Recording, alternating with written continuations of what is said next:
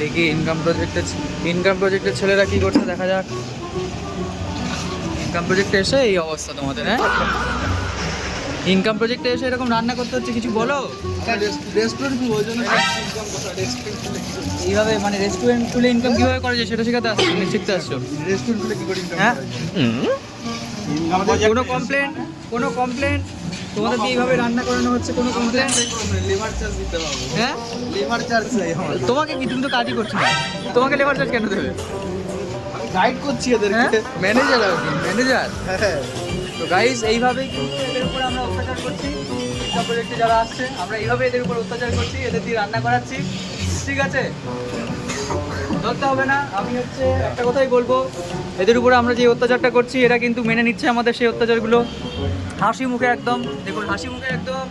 মাংস দিয়ে দিলে পরে একদম মাংস ধরে ধরে করছে।